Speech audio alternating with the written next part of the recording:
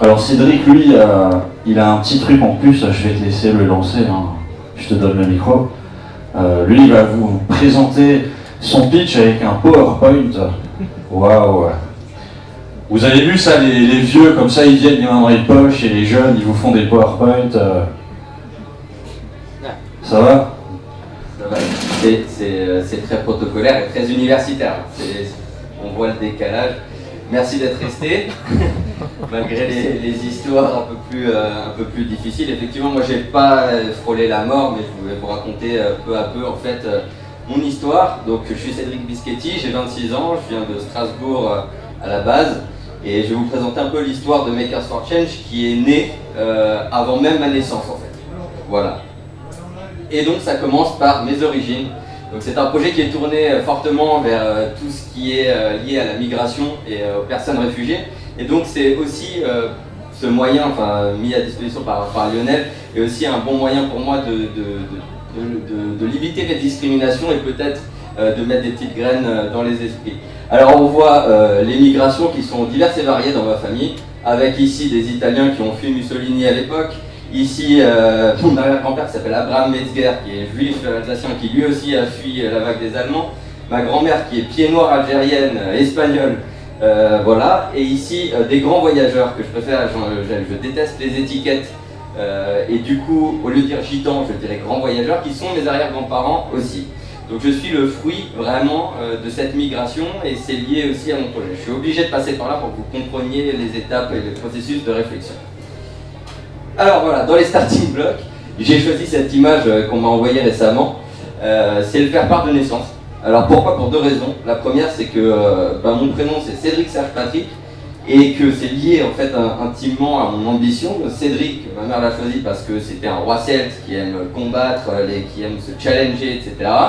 Serge parce que c'est mon grand-père qui était un grand conférencier moldave, urologue, etc. Et Patrick qui était un entrepreneur, qui était champion du monde pour ceux qui étaient strasbourgeois et qui sont là depuis des années, qui était champion du monde de coiffure, qui avait 80 salons et que donc la barre est très très haute pour essayer d'atteindre évidemment les exemples de mes aïeux. Et la deuxième chose, c'est sur vos écrans depuis le 17 novembre 89, comme quoi c'était écrit depuis le départ. Ici, petit clin d'œil aussi, c'est mannequin, voilà, je l'ai découvert aussi très récemment. Et donc voilà, sur les sentiers de la perdition, alors je vais encore une fois expliquer un peu les différentes façons d'avoir essayé de trouver ma place en fait, et d'avoir créé un projet qui essayait de composer avec les différentes sphères dans lesquelles j'ai grandi. Et donc en fait, au lieu de parler des classes sociales dans lesquelles j'ai grandi, je vais parler d'une anecdote qui est beaucoup plus marquante, il s'agit en fait des vacances. Quand j'étais plus jeune, mes parents se sont séparés quand j'avais 4 ans. Et en fait, au fur et à mesure, on passait un mois l'été, un mois en juillet avec mon père et un mois avec ma mère. Et avec mon père, on était, pour ceux qui connaissent encore une fois Strasbourg, on passait beaucoup de temps au lac Achard, Baguerzé, etc. Et on grandissait un petit peu dans les milieux un peu plus précaires. Et donc j'avais cette casquette d'affronter en fait les regards des autres jeunes, c'est-à-dire voilà, si on vient t'embêter, on a appris rapidement qu'il ne faut pas tendre la joue, il faut cogner. Donc ça c'était quand j'étais petit, donc pendant ce premier mois, ça se faisait très bien, partie de foot, etc. Mais il fallait être un bonhomme. Et ensuite avec ma mère dans les quartiers plus aisés, je partais au Club Med 2 jours plus tard, et là je prenais la casquette de fils à papa. Donc évidemment j'étais en train de serrer des mains et de dire voilà, moi je suis un petit tendre et compagnie. Mais donc c'était difficile de grandir avec ça et d'essayer de trouver sa propre place et donc de créer à terme un projet de vie professionnelle qui allait composer avec les demi. Sur le profil universitaire atypique, je vais passer mon CV, j'ai fait prépa HEC, j'ai arrêté. J'ai fait école de commerce, j'ai arrêté parce que c'était trop requin. J'ai fait psycho, mais je le faisais uniquement pour faire de l'introspection sur moi et comprendre qui j'étais. J'ai ensuite fait le lycée hôtelier parce que je me suis dit, oh bah tiens, c'est bien de faire de la cuisine, j'adore ça. Et donc du coup, je suis allé au lycée hôtelier, mais là c'était trop militaire. Et donc j'ai fini par faire fac de droit. Et là, en 3e année, j'ai découvert une passion qui était le droit international public. Et j'ai réussi à trouver que ma place, ma position sur tout ce qui était international et les droits de l'homme et les droits humains. J'ai continué sur un master de sciences politiques et relations internationales, appliqué à la gestion des crises et des conflits dans le monde. Pourquoi? Toujours cet aspect de créer un pont entre ces individus à droite et ces individus à gauche. Et donc, diversité des expériences professionnelles, avec, j'ai mis 3 photos, hein, j'ai passe le CV, on part de cuisine à gauche. D'ailleurs, je suis passé de l'autre côté de la barrière avec le Club Med, j'étais photographe en tant que prestataire extérieur pour les Club Med en Corse. Et à la fin, suite à mon stage au Conseil de l'Europe, j'ai eu un contrat pendant mon Master 2 de 6 mois au sein du Conseil de l'Europe. Donc c'est vraiment très varié et j'ai touché un peu à tous les domaines. Et donc en fait, avant même la fin de mon Master 2, j'ai décidé de créer Makers for Change, qui dès le départ, j'ai commis énormément d'erreurs dans sa création. Donc là on arrive vraiment sur la fail night, où ça a commencé par la rédaction des statuts. Alors les statuts juridiques, en fait, pour la petite anecdote, quand je suis allé au tribunal et que j'ai déposé 68 pages sur la table, la personne m'a regardé avec des grands yeux et a dit « j'ai jamais vu ça ». Très clairement, j'avais prévu 6 ans de développement, des antennes partout dans le monde, à peu près 6 comités, 8 catégories de membres différentes, enfin j'avais l'ambition qui était mondiale, avant même d'avoir fait la moindre chose à l'échelle locale. Donc c'est la première erreur. La deuxième, c'était qu'on était beaucoup trop nombreux. J'ai commencé à fédérer beaucoup trop de monde, on n'a pas réussi à consolider réellement un noyau dur, ça nous a perdu. D'ailleurs c'est un peu difficile d'en parler parce qu'il y en a pas mal qui sont là, enfin au moins 4. Voilà, donc ça a été aussi mon erreur principale. L'écosystème que je méconnaissais, parce que ma connaissance était sur le système global des ONG, des organisations internationales, donc c'est des gens avec qui je suis rentré très rapidement en contact, notamment l'ONU, Mercy Corps, etc. Alors qu'au niveau de l'échelle associative locale, je n'y connaissais rien, à part quelques expériences associatives dans le domaine artistique et culturel. Et ensuite les rétro-planning, où évidemment quand on a une ambition mondiale et qu'on essaye de mettre en place, Sarah rigole parce qu'évidemment elle me tirait les oreilles tout le temps, quand on essaye de mettre en place des projets à l'échelle locale alors qu'on est en train de voir déjà des projets en Géorgie, au Burkina Faso et au Nigeria, il y a des problèmes. Donc voilà. La chute personnelle, donc l'image un peu façon du saut à l'élastique que j'ai fait un jour, avec évidemment la précipitation. Donc j'ai eu l'idée qui est née ici d'ailleurs, suite à ma rencontre avec Géraldine Farage et le Fab Lab qui est au-dessus. Et en fait, de l'idée, je suis parti directement au bout de 2 semaines de recherche à Toulouse pour confronter mon idée à la réalité des professionnels. Il y avait un Fab Lab Festival international à Toulouse et 2 semaines après, j'ai envoyé un mail. J'ai dit voilà, est-ce que je peux vous présenter mon projet? Je veux créer une ONG là-dedans. Et ça a fait tellement débat qu'ils m'ont dit bah viens te confronter. En fait, j'ai eu la réponse qui était oui, vas-y, mais j'aurais peut-être mieux fait de réfléchir, d'analyser un peu l'écosystème autour, etc. Et au lieu de créer la structure directement. J'ai pas assez pris en compte mon instinct, j'ai eu pas mal de problèmes avec des personnes proches qui étaient dans la structure et que je sentais pas au début. J'aurais dû suivre mon instinct et ne pas m'associer à cette personne en l'occurrence. L'agir, bah, évidemment c'est ce que je reviens à dire avant, c'est-à-dire que ne pas penser mondial, mais d'abord local pour essayer ensuite. Active Action, bah, justement, que je vais rencontrer la semaine prochaine, j'espère qu'ils m'expliqueront un peu leur retour d'expérience à ce niveau-là.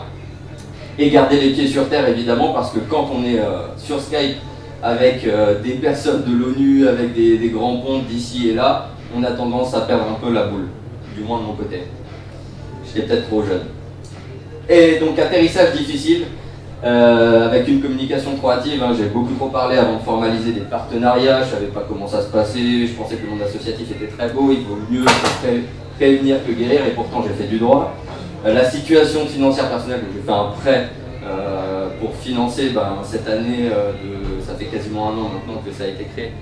Donc j'ai financé avec mon prêt personnel et j'ai mal évalué le comment j'allais m'en sortir moi-même. Et là, à chaque interlocuteur que je rencontre depuis 1 mois, ils me disent à chaque fois, mais toi où tu te places? C'est vrai que c'est peut-être la première question que je devrais me poser quand on essaie de créer quelque chose. Ne faire que travailler 7 jours sur 7, H24, ça a causé des problèmes parce que j'arrivais même plus à me concentrer sur les informations que j'absorbais, sur les conseils qu'on me donnait, sur les contacts que j'avais, et du coup ça m'a perdu complètement. J'en ai négligé ma santé, je buvais plus d'eau, je faisais plus de sport, et alors c'est bien moins dramatique que les pitchers d'avant.